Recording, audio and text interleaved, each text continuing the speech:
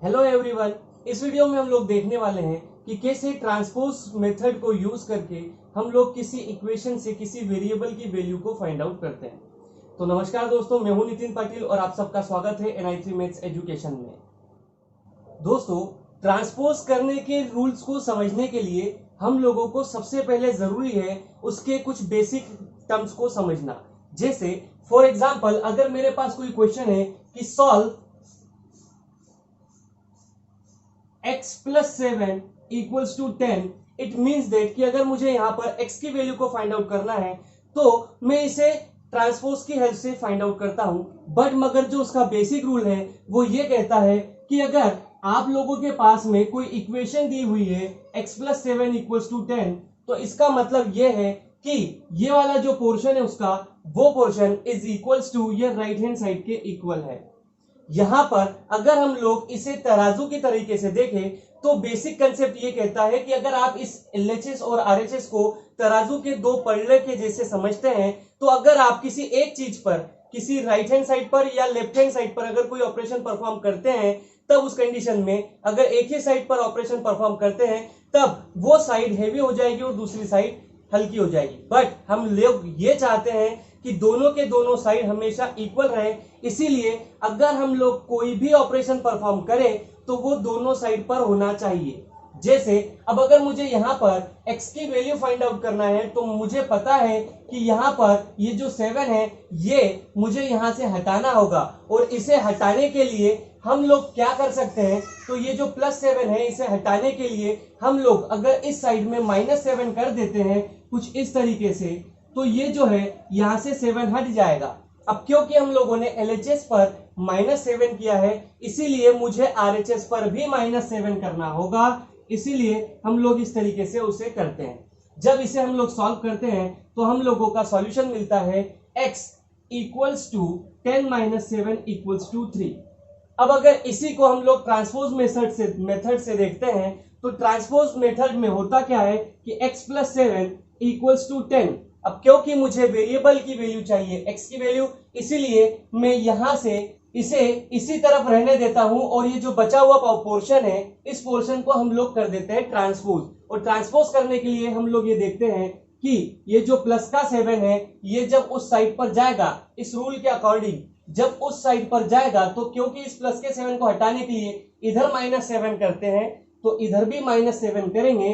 तो transpose method में आप लोग इस 7 को उधर लेकर जाने वाले हैं, इसीलिए यहां पर -7 करना होगा। कंसेप्ट वही है कि हम लोगों ने -7 इधर भी किया और -7 इधर भी किया, बट यहां पर हम लोगों को उसको शो नहीं करना होता। हम लोग सिर्फ ये कह देते हैं कि ये 7 जो इस साइड में प्लस का था वो राइट हैंड साइड में जाएगा तो माइनस का हो जाएगा। इस तरीके से ये x इज इक्वल्स टू यहां पर हम लोगों को 3 मिल जाता है।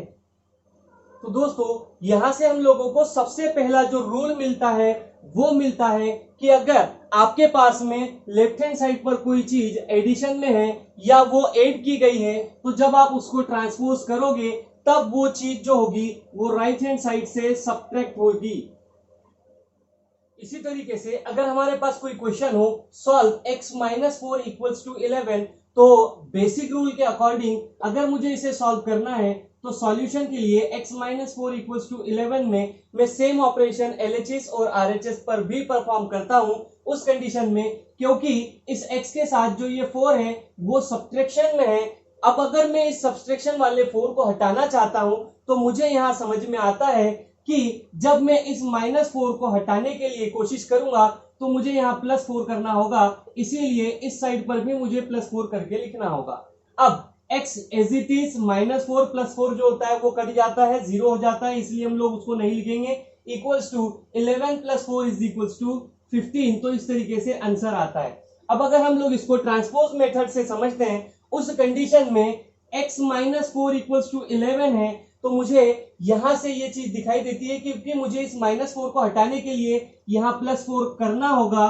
तो मैं इस +4 को यहां ना लिखते हुए, -4 +4 को यहां ना लिखते हुए, मैं सिंपल से वर्ड में इसे इस तरीके से समझता हूं कि ये -4 को जब मैं इस तरफ ट्रांसपोज करूंगा तो ये माइनस का 4 उस तरफ जाकर ऐड हो जाएगा, यानी कि प्लस का 4 हो जाएगा, और इसे हम लोग 11 + 4 15 करके सॉल्व कर देंगे, और इस तरीके से हम लोगों का जो है आंसर हम लोगों को मिल जाएगा। यहां से हम लोगों को एक और रूल मिलता है, और वो रूल ये कि अगर लेफ्ट हैंड साइड में कोई चीज सब्सट्रैक्शन में लिखी हुई है तो वो जब राइट हैंड साइड पर जाएगी तो वही चीज हम लोगों को एडिशन में लिखना होगी।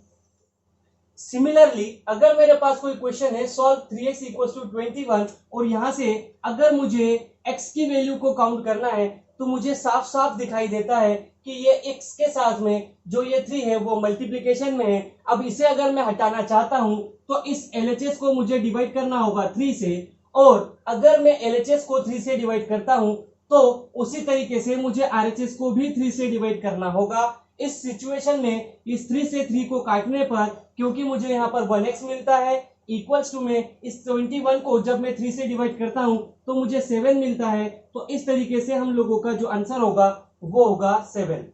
अब अगर मैं इसे ट्रांसपोज की हेल्प से देखना चाहता हूं तो 3x = 21 में, क्योंकि मुझे जो स्टेप दिखाई देती है वो है x = 21/3, डिवाइडेड बाय 3 को हम लोग नहीं लिखेंगे, तो इसीलिए 3/3 यहाँ ना लिखते हुए अगर मैं इसे इस तरीके से देखता हूं तो मुझे यहां से समझ में आता है कि रूल ये कहता है कि जब आप किसी मल्टीप्लिकेशन वाली टर्म को दूसरे साइड पर लेकर जाते हो तो वो डिवाइड में जाती है, और उसे सॉल्व करने के बाद आपको मिल जाता है आपका आंसर। तो यहां से हम लोगों का नेक्स्ट रूल जो हम लोगों को मिलता है वो है कि अगर आप किसी मल्टीप्लिकेशन वाली टर्म को ट्रांसपोज करते हैं तो वो टर्म जो है आपकी डिवाइड में चली जाती है। सिमिलरली अगर हम लोगों के पास में क्वेश्चन हो सॉल्व x/2 = 5, और हम लोगों को यहां से x की वैल्यू को फाइंड आउट करना है, तब x/2 = 5 को अगर मुझे सॉल्व करना है तो मुझे दिखाई देता है कि ये जो 2 है वो डिवाइड में है x के। यहां से इस 2 को हटाने के लिए मुझे इस x/2 के साथ करना पड़ेगा 2 का मल्टीप्लाई। अब क्योंकि LHS में किया है 2 का मल्टीप्लाई तो मुझे RHS में भी 2 का मल्टीप्लिकेशन करना होगा। इस तरीके से जो x की वैल्यू होगी वो होगी 10, और ये होगा हम लोगों का आंसर।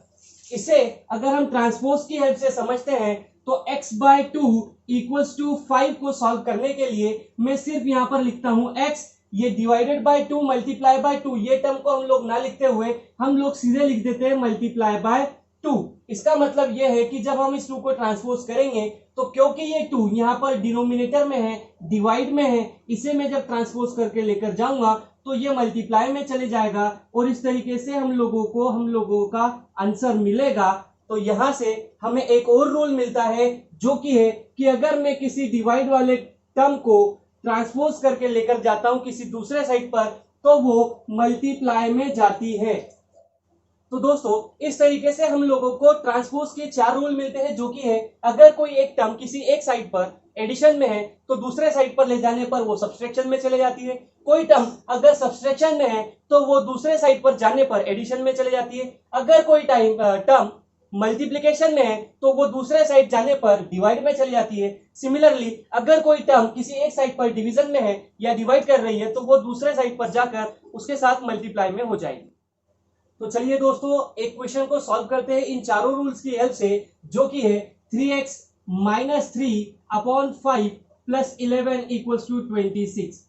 यहां पर दोस्तों सबसे पहले ये जो +11 है ये होगा ट्रांसपोज, क्योंकि ये जो 11 है ये इस पूरी टर्म के साथ में एडिशन में है, तो ट्रांसपोज होने के बाद ये जो 11 होगा वो यहां से 26 - 11 लिखा जाएगा। अब क्योंकि 3x - 3/5 = 26 - 11 होता है 15, तो इस तरीके से हम लोग इसे लिख देंगे। अब यहाँ पर 5 जो है इस पूरे टर्म को, इस ऊपर वाले पूरे टर्म को ये 5 पूरी तरीके से डिवाइड करता है, इसीलिए इस 5 को जब हम लोग ट्रांसपोज करेंगे इसका, तो ये इस तरीके से लिखा जाएगा 15 × 5 की टर्म्स में। अगेन इस 3x - 3 की जो वैल्यू होगी वो होगी 75। अब मुझे यहां से सबसे पहले हटाना है इस 3 को जो कि है माइनस में, यानी कि सब्सट्रैक्शन में। तो ये जो सब्सट्रैक्शन का 3 है जब उस साइड में जाएगा तो वो हो जाएगा प्लस का 3। तो इस तरीके से 3x = मिलने वाला है 78। अब क्योंकि मुझे x की वैल्यू फाइंड आउट करना है और इस x के साथ में है 3 मल्टीप्लिकेशन में, तो जब ये 3 यहां से हटेगा तो ये राइट हैंड साइड में जाएगा तो डिवाइड में हो जाएगा। अब जब इस 3 से मैं 78 को डिवाइड करता हूं तो मेरा आंसर मिलता है 26। तो इस तरीके से x का जो आंसर हम लोगों को मिलने वाला है वो है 26। तो ये रहे कुछ क्वेश्चंस दोस्तों आप लोगों के प्रैक्टिस के लिए, जिनके आंसर्स आप लोगों को कमेंट बॉक्स में देना है। तो चलिए मिलते हैं नेक्स्ट वीडियो में, तब तक के लिए नमस्कार।